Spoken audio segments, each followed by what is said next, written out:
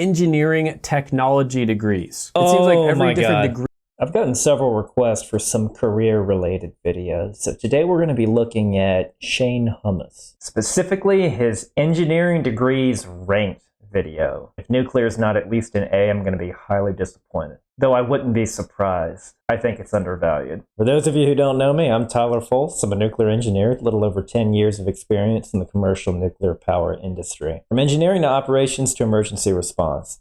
I don't claim to know everything there is nuclear, but I can certainly share some knowledge. And I've worked with a lot of different types of engineers, so let's see how he does. Let's go ahead and jump into it.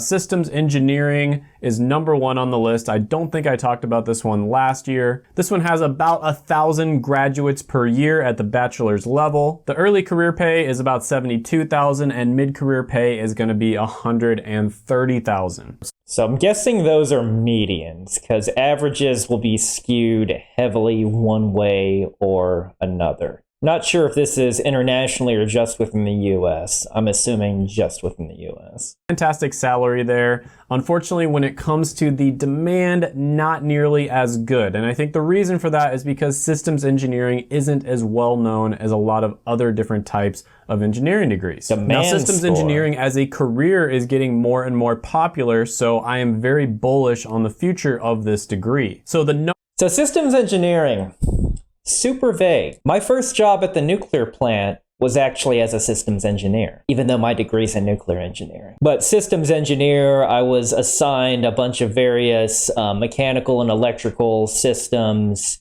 associated with supporting the nuclear plant's secondary plant, or actually the non-nuclear part of the plant, which was interesting. Yeah, you would think a nuclear engineer would start off in the nuclear engineering division, and that's possible, but part of it just happens to be whoever happened to be hiring at the time. This one's interesting. Also, as far as the salary numbers, I believe these are from 2022, so keep that in mind. One big disclaimer, it really just depends on what position you get, not necessarily what degree you have. And the number one piece of advice I can have for all of you who are in college or looking to make a career move or career pivot of some sort, or looking for a job, is it's all about the relationships. It's who you know, the relationships you make with people within the industry. And let me tell you, the hardest part I found in my career was just starting out, because you don't know anybody. You don't necessarily know the game. Find a mentor is my advice to people who are within college, and do not rely on the university's placement office to do all the work for you, because there's a pretty big difference between how the game is played for landing colleges versus landing a job. In college, you can rely a lot more on your performance as a student, like in high school, your grades, your extracurricular activities, how many different clubs you led, that sort of stuff. But here, it's mainly about building those relationships and finding a good mentor, someone who can help you out and is willing to stick their neck out for you. I'm not going to claim that I got everywhere I've gotten in my career strictly going it alone. That's absurd. I don't really think that happens anymore. Yeah, so anyway, keep that in mind. And a lot of it is with whatever job that happens to be hiring. But yeah, for something like systems engineering, as far as him listing a major, I didn't realize you could major in that, but I guess you can major in anything, because it really depends on whether if it's a power plant, a factory, some sort of facility, or it could be digital systems, digital infrastructure. It's one of those that there is a type of systems engineer in just about every field. So I think it's pretty vague and pretty adaptable, but I've never heard of it as a major. Of jobs that had the keyword systems engineering degree on Indeed and Monster.com were not very high. It was about 127. And so the demand score is 14.51, which is... Don't rely... That's the other thing. Don't rely on those websites, because a lot of those and those little pre-screened HR technologies that can filter you in or out. No, you need to talk to a physical human being. Relatively low. But overall, this is still a very good degree, and when it comes to engineering degrees, I'm going to put this one in B tier. But like I said, this could be an underrated degree, could be a dark horse candidate, and I could see this one getting higher in the future. Next on the list is going to be a relatively rare one. You do see about 1,000 graduates per year. That is going to be agricultural engineering. Very specific, very niche That one degree. is pretty niche. When it comes to engineering degrees, you really don't need to get too specific with them because they're already so good on their own that you don't need to specialize as much. But you see a early career pay of $59,000 a year, and mid-career is going to be $98,000. Now, This is one that I've seen at a bunch of places, and it's been around for a while, but I don't personally actually know anyone who's gone the agricultural engineering route or specifically majored in it. Even people that have done agricultural engineering, I don't know if they've majored in agricultural engineering. So let me know down in the comments if you did, but this one I don't know as much about. get too far into the details on this because the video would just run too long and there's way too many degrees for us to go over. But basically, the demand score is about 48. That's not great, but it's also not horrible. It's higher, so probably yeah, when because it people comes have to heard of engineering degrees, this one is going into D tier. Next one on the list is going to be software kinda engineering, one of the best overall degrees. This is going to be early at the career top. pay is going to be $69,000 a year. Mid-career pay is going to be $112,000. You want an entry-level job that you can make, that you can get into mid-six figures. It's not unheard of.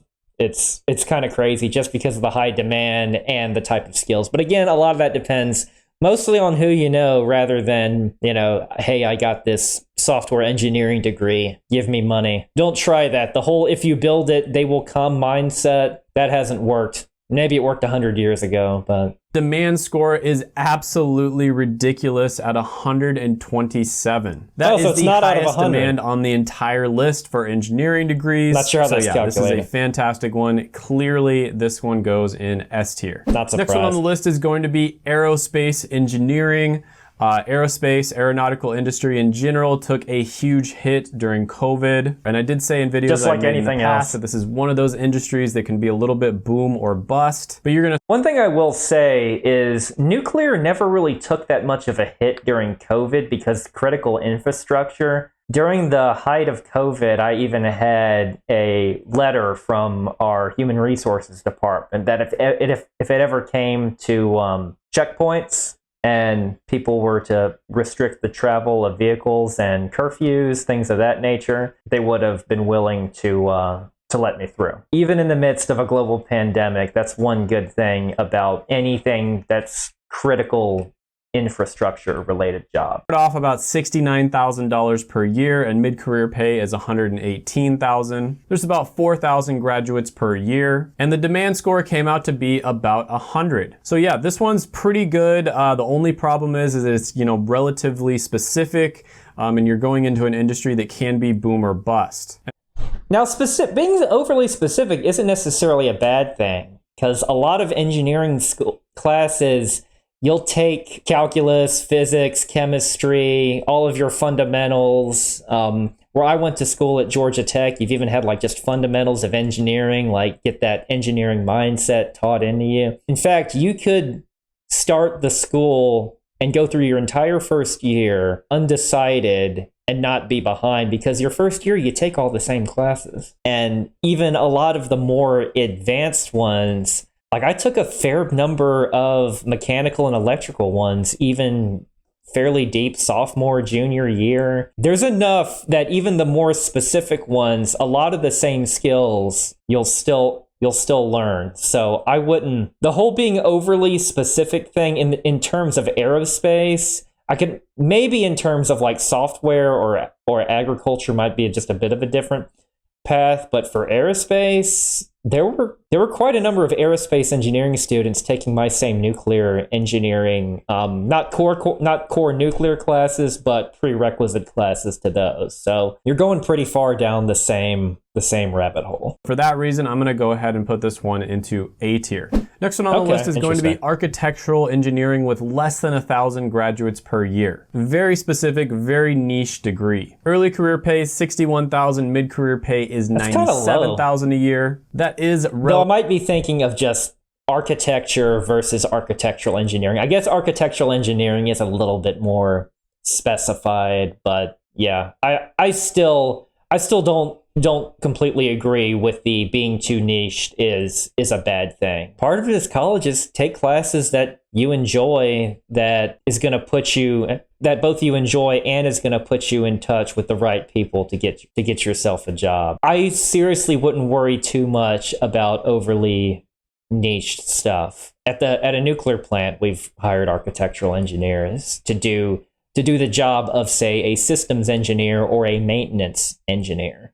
So, especially for early career stuff, a lot of jobs are very similar. And any competent hiring manager is going to realize that you're looking more for the person than what their degree is. Really low pay for an engineering degree. The demand score is pretty good at about 98. However, overall, because of the fact that it is so specific and the pay is a little bit low, when you're comparing it to other engineering degrees, it's not that great. It's not horrible either, so for this one, I'm gonna go ahead and put it into D tier. Next one on the list is going to be biomedical engineering. This one has almost 7,000 graduates per year. That's a fun one. There was actually some overlap between biomedical and nuclear engineering when I went to school. You'd kind of take them together, a lot of classes, mainly like the health physics aspect of it. That side of nuclear is where you can get some integration. But biomedical can play well with a lot of stuff. It can be like with mechanical, with computer engineering as well. So that one's pretty versatile. One that I put as a dark horse candidate when I made my very first video on engineering a few years back. And ever since then, the more I've studied it, the more I've looked into it, the statistics, the trends, etc., it does seem to be on an upward trajectory. Now, one thing that really stands out about this one is the meaning score is much higher than other types of engineering degrees. So it's 71%, whereas most engineering degrees are usually in the 50s. All right, meaning score, that's subjective. Really, you should go by your own personal meaning scores and what means the most to you, and you can change it. It can be what you're interested in at the time. There are so many people that I've worked with that really got their major in chemical engineering, worked at a nuclear plant, and got super into like mechanical and electrical, or they did mechanical systems, and then they got into electrical and control systems, and that's where they wanted to shift things after starting off as chemical. Because there's still some of that aspect, like process control is a key component in chemical engineering. My overall point of this reaction video is it really doesn't matter that much. It's what you want to do. People who like biomedical engineering really like biomedical engineering. And it also means that you're likely going to end up in a career that is extremely meaningful. And so over a long period of time, you're probably going to be a little bit happier with it. So the early career pay is going to be $66,000 and mid-career is about $114,000. So yeah, this one pretty solid if you're somebody who is interested in kind of the combination of like health and engineering, combined together. This is a good one for you to look into. I'm gonna go ahead and put it into B tier. I've known a few biomedical engineers that later went on to become medical doctors. So that's one other potential choice. The reason it isn't higher is because, again, it's just so specific. A lot of the time, if you get like a mechanical engineering degrees, you can still apply to a lot of the same jobs as people with biomedical engineering degrees. And so especially when it comes to engineering degrees, I think flexibility is key. Next one on the... Again, I'm going to have to disagree. Flexibility is good. You can also just become that sort of jack of all trades. It's really more important as to, again, who you know and what sort of jobs and your career trajectory can matter more than what your starting degree is. Because who's to say you can't start and then get another degree while you're in school or get certain certifications that have you go down a different path? I don't agree with getting your degree based on flexibility necessarily. That about 10,000 graduates per year is going to be chemical engineering. One of the highest paying engineering degrees. Early career pay starts off around $72,000 a year. Mid-career pay is $127,000. To give you a sense of scale, the first engineering job I took was for 68,000, and this was in the early 2010s. Now, I don't have a sense if that was the high or medium end of normal at the time. I don't actually remember, but just to give you a sense of scale. Has pretty good demand at about 101. So yeah, this is a pretty good one. Doesn't quite make it into S tier status just because it doesn't pop off the page, but very solid choice overall. Chemical engineering is I'm gonna put great. this one into A tier. Next one on the list is going to be civil engineering with about 13,000 graduates per year. This one also has a relatively high meaning score. That's kind of one of the outliers with this one. It's about 65%. Early career pays 60,000 a year. Mid-career pays about 102,000, which The note about civil, from some of the civil engineers that I've worked with, getting your professional engineering license is pretty much required. You could actually take one of the prerequisites, the fundamentals of engineering exam, fairly late within your college career, and then you need to get, it varies by state within the United States, but in Texas, it's 5 years under the supervision of a licensed professional engineer, because that'll be how you get like the project lead roles and being able to sign off on things, and that can be a considerable pay difference within civil. I never got my professional engineering license, mainly because it wasn't valued at the nuclear plant that I worked at. What's interesting is, at least in Texas, you are actually required to pay someone with a professional engineering license more money, but it doesn't have to be by much. It could be by like $500 or $1,000 a year. Something that I believe registering to take that exam costs more than that. Last time I checked. For certain careers like civil, and this could be applied to a lot of different types of engineering, but for civil, it's really important to get that. good when you compare it to all types of degrees, but for engineering degrees specifically, it's not all that impressive. So yeah, again, another very solid choice. Your PE Doesn't license, pop it will off the be. page. I'm gonna go ahead and put this one into B tier. Computer engineering is going to be next, and this one has about 7,000 graduates per year. Start off about $72,000 a year, and mid-career pay is going to be about $120,000. This one I often see bundled with electrical and computer engineering. A very good demand score as well at about 107. So basically everywhere you look, Which is different from really computer good pay, science. really good demand. You're going into an industry that tends to also not only just pay you really well, but you get bonuses, you get stock options, you get really good benefits. That entirely depends on where you work. Any of these degrees, you can get that. And obviously for things like stock options, I mean, your company has to be publicly traded. All of that just depends on the company. Software engineering, a lot of big tech companies, you'll get really good benefits, though not as much job security. Tons of opportunity in the technology industry. So yeah, computer engineering, another one that is clearly S tier. Next one on the list is going to be electrical engineering. Interestingly enough, almost identical stats, just slightly lower than computer engineering everywhere you look. So early career pay is going to be $70,000 a year, mid-career pay is $119,000. That's because, and again, that proves my point that they're combined. Electrical engineering is, I guess, just more, there's a much larger distribution, which could skew things lower than just the big tech companies. But electrical is really solid as well. Slightly lower. However, the demand score is going to be just a little bit higher. And the great thing about electrical engineering is it isn't as specific as computer engineering, so you're going to have a lot more flexibility. So electrical engineering is another one where I'm going to actually put this one into S tier. The next one on the list is going to be environmental engineering. Now, when it comes to the pay, this one is going to be relatively low when you compare it to other types of engineering degrees. Early career pay is $58,000. Mid-career pay is about $100,000 per year. Now, when it comes to the demand, relatively good. The demand score is about 100. And also there's a lot of small firms that hire environmental engineers, that could be the reason why. But other than that, I'm not 100% sure why. I think a lot of municipalities and local governments do.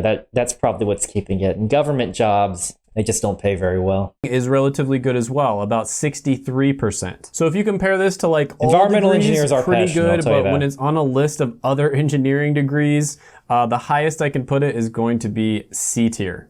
Next one on the list is going to be industrial engineering. This is one of my favorite ones because it's so flexible. It's basically like business combined with engineering. It's probably the most versatile type of engineering. In fact, this was one that I was considering if it wasn't for nuclear. I might have gone this route. So you're going to start off about $67,000 a year. Mid-career pay is $110,000. Since it's so versatile, I wouldn't even pay attention to this. Again, who you know, who's hiring, go for it. And the demand score here is going to be 101, which is pretty good as well. Yep. And then on top of that, like I said, it's very flexible. And for that reason, I'm going to go ahead and put this one into A tier. Next one on the list is going to be marine engineering, and this one is very similar to environmental engineering, where, you know, it has some benefits here and there, but the big reason why it's not... Let me know if you're a marine engineer and if what he says about this is accurate, because this one I just don't know as much about. Get into the higher tiers is because it's just too specific, too niche. So your early career pay is going to be about again with the niche argument though that I don't agree with. Is going to be about $123,000. But the demand score is relatively low, especially for an engineering degree. It's 37. And so you've got pretty good pay, but unfortunately demand is relatively low. And then on top of that, it's not very flexible. And so for that reason, I'm going to have to put this one into C tier.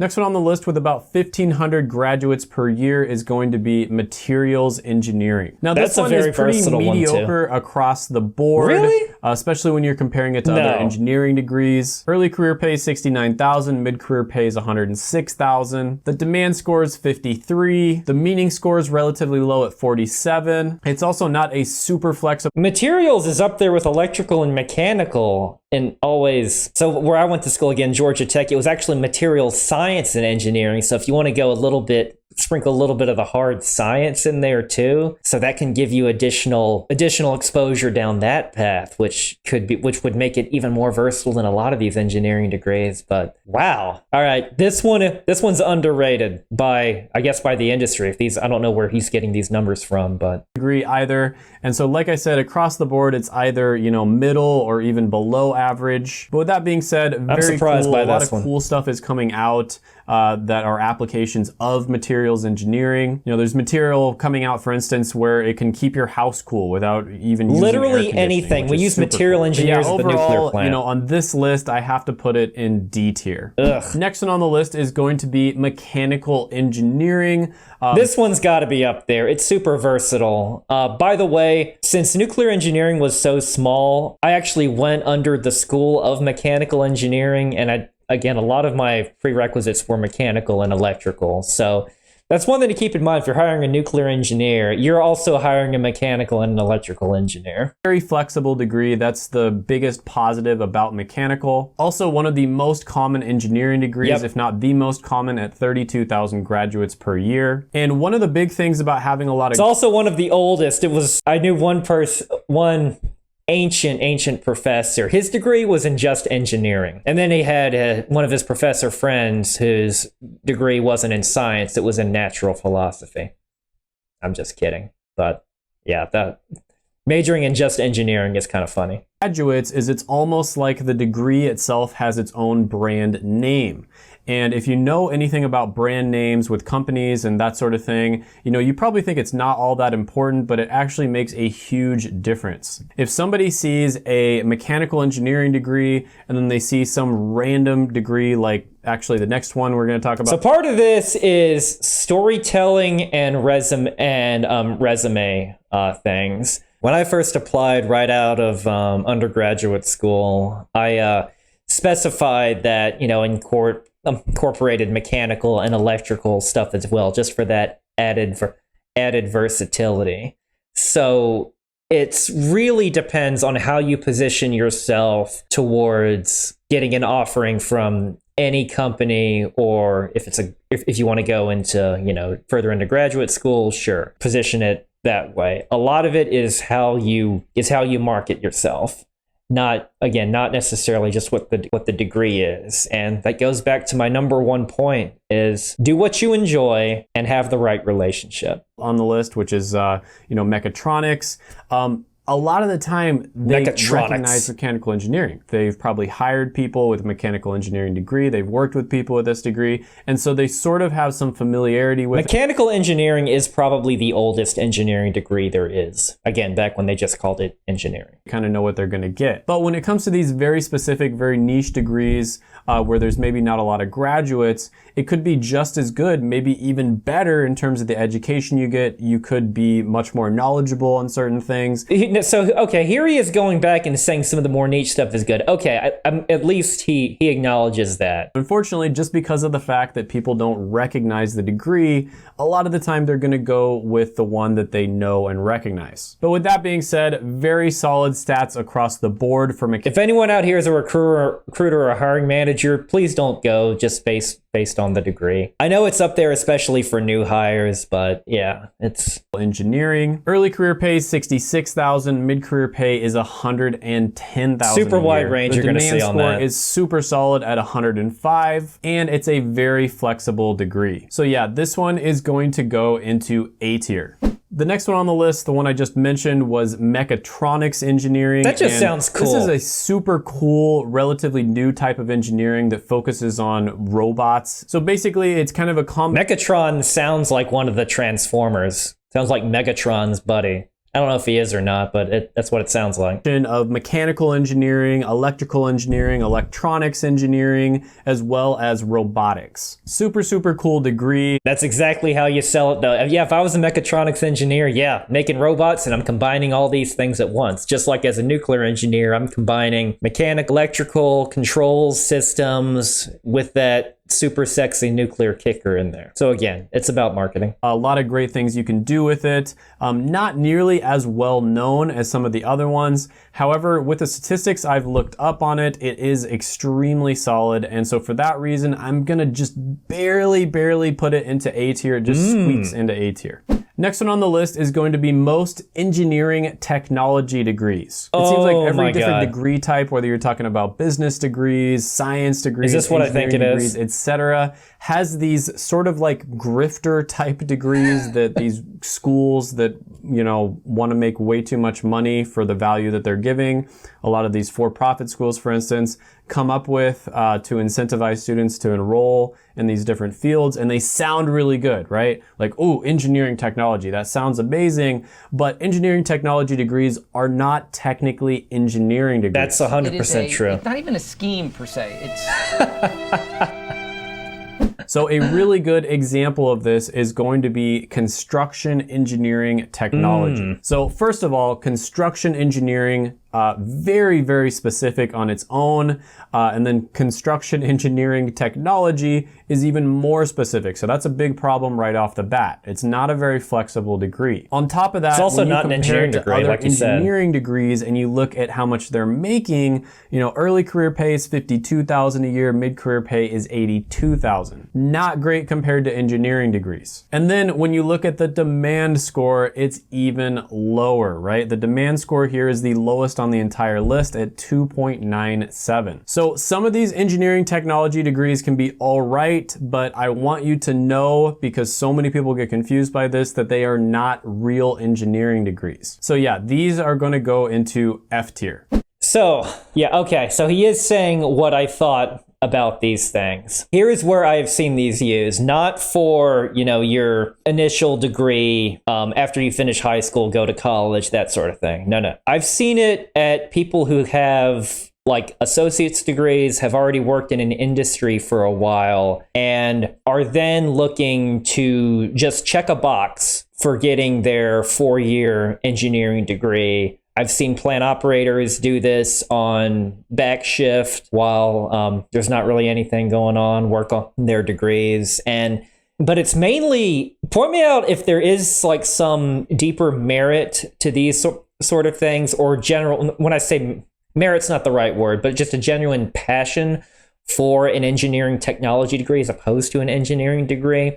But I've seen this for people who wanted to get it just to check a box to apply for a position where it was locked to people with 4-year degrees or quote unquote engineering degrees. And it was someone who already worked there and was just getting it as a formality. I have not seen anyone get one of these as opposed to a regular engineering degree because that's necessarily what they actually wanted, or because that's what they really wanted to study, or, you know, that sort of thing. I just haven't seen any of that. Please let me know if there's differences, because I kind of want to be proven wrong on this, just because it's kind of, why do these exist if they don't? But that's where I have seen engineering technology degrees. And there's even a nuclear engineering technology degree that I've seen for that, but it's not the same as a nuclear engineering degree, not even remotely close. The level of math and physics that you take as a prerequisite for that degree just isn't even there. Some of those you're not even required to take calculus. Next one on the list is going to be network engineering. For this one, relatively low pay for an engineering degree, starting off at $56,000 a year, and mid-career pay is $90,000. Depends. However, the demand score is really good. Some big tech companies that, you know, could have some networking engineers At a solid 100. So for that reason, this one is going to go into C tier. Next one on the list is going to be nuclear engineering. All right. The moment I'm sure all of you have been waiting for. Let's see how he does. A relatively rare one, only about 500 graduates per year. That is pretty accurate. I remember when I applied for college, and this was back in 2008 when I applied, and I didn't have a whole lot of choices. There were like 15 or 20 or so in the US that even had nuclear engineering as a degree, which sounds like a lot, but it's not compared to mechanical, which is over 500 schools. Now this one is in the energy industry, which again can be extremely up. Not necessarily. I've known plenty of nuclear engineers who have actually worked in the medical industry and other than energy. And there have even some that worked in big tech, because again, when you cross divide what a nuclear engineer is, you get into the, again, mechanical, electrical, and controls. You're not restricted to the energy industry. An extremely boom or bust, and we saw during, you know, everything that happened the last few years, the energy industry did take a huge hit. But when most people say energy industry, they're mainly referring to oil and gas. And yes, there are nuclear engineers that do work in oil and gas. A lot of it involves like radioisotope tracing of wells. You'll see them in exploration and production for oil and gas. But I never worked in oil and gas. I know a lot of people that did. That being said, pretty good pay here, $72,000 starting out, $120,000. Okay, good. I was gonna say early career better be greater than 68, because that's what I made, and that was a while ago when I was in early career. 2,000 mid-career. The demand score here is on the slightly lower side at 40. I am a big fan of nuclear engineering though, and it does have a relatively high meaning score at about 63%. That's what I'm talking about. One other thing is, so on demand, there's also low supply. I mentioned the number of graduates per year are low. And while that demand might be low relative to everything, most nuclear plants are struggling to find replacements for all the people that are retiring. So demand greatly exceeds supply just within nuclear power plants. And it will continue to do so for a while. Because headway is not exactly being made. But there's so many other factors that go into the energy industry that we simply cannot control, and we definitely can't predict. Certain governments, for instance, like this type of energy, other governments like this type of energy, and they'll, you know, make... So again, energy industry, the main cyclical stuff is within stuff like oil and gas, but nuclear power plants, once they're built, they require constant operations for decades and decades. So even if we never built another nuclear power plant ever again, which isn't true, Vogtle 3 just finished building and Vogtle 4 is almost done. It'll be done in 2024 this year. And I'm just talking the United States. You're going to have all the job security in the world. Regulations against this. But I personally think that nuclear energy is the future. I think 100 years from now, airplanes, cars, etc. are all going to be running on nuclear energy. Oh, that's cool. That's just my opinion though. So for that... I don't know about all of them, but I can definitely see there's definitely a lot of innovation opportunity there. This one is going to go into C tier.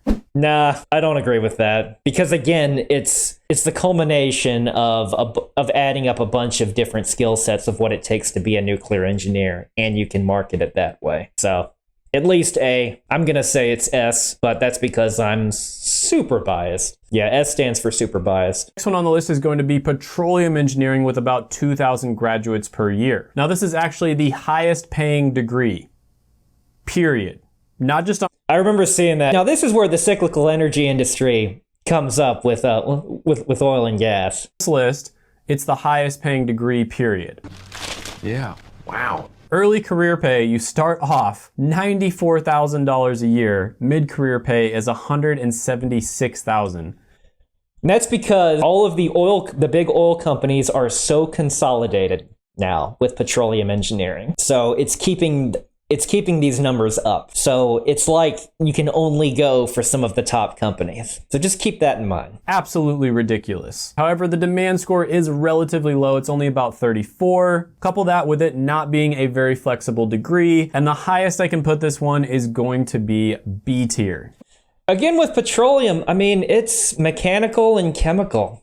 So you can play it that way too. Petroleum engineers could work in nuclear power plants because there's a lot of pipes, chemicals. Yeah, it just depends on what you want to do. So yeah, hope you're getting a lot of value out of this. So that's the end of the tier list. So here's my thoughts. In the hands of an engineer with the right amount of passion and the right relationships, they're all S tier. I know that's a cop-out. It's true. Getting the job you want is all about relationships. Starting what company you want is all about relationships. Because when you first start out, the same thing's going to happen. You're not going to have a clue what you're doing, especially if you got a job that seems like it was too much. You're going to have some serious imposter syndrome. So you're just going to need some help. And you'll get there. It's about getting your foot in the door and finding the right mentors. Oh, and nuclear engineering is S tier by default. No matter what anyone says. Thank you very much for watching. I'll see you next time.